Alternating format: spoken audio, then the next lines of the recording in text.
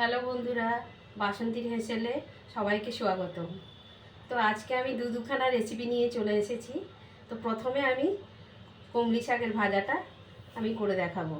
তো তার জন্য আমি নিচ্ছি গোটা শুকনো লঙ্কা, চেরা কাঁচা লঙ্কা, 5 ফোড়ন, রসুন থেতো করে নিয়েছি আর পেঁয়াজ কুচি নিয়েছি। তো এইবারে আমি গ্যাসটা জ্বালিয়ে নেব। তো এবার আমি কড়াতে তেল দিচ্ছি।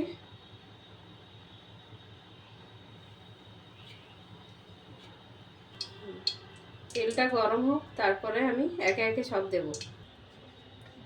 তো তেলটা গরম হয়ে গেছে, এবারে আমি শুকনো লঙ্কা দেবো গোটা।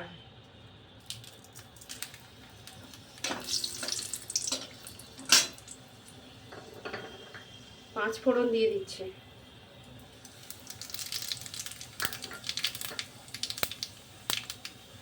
কাঁচা লঙ্কা চিড়ে রেখেছিলাম, ওটাকে দিয়ে দিচ্ছি।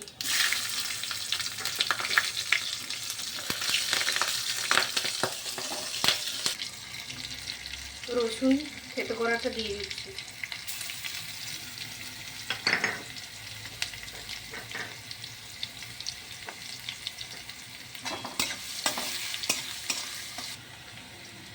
পেঁয়াজ কুচিটা দিয়ে দিচ্ছি।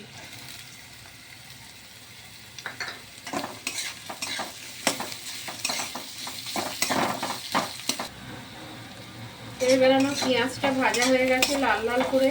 এই দেখুন, পেঁয়াজটা আমি ভালো করে ভেজে নিয়েছি। এবারে আমি শাকটা তুলে দেব। শাকটা দিচ্ছি।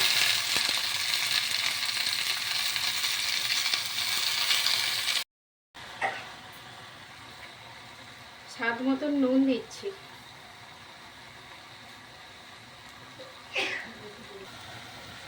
হলুদ একটু দিয়ে দিচ্ছি।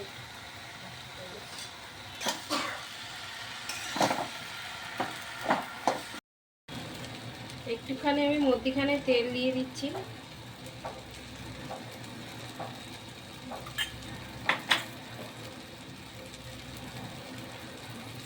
এবার আমি পোস্তটা দিয়ে দিচ্ছি।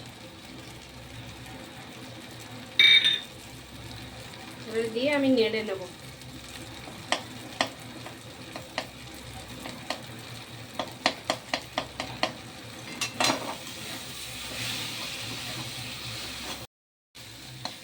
শাক ভাজাটা আমার ভাজা হয়ে গেছে, এবার আমি ঢেলে নেব। বন্ধুরা, আমার শাক ভাজা রেডি হয়ে গেছে। আমি তো শাক ভাজা খাবই। তোমরা এইভাবে করে খেয়ে দেখো কেমন লাগে, আর আমাকে শেয়ার করো, সাবস্ক্রাইব করো।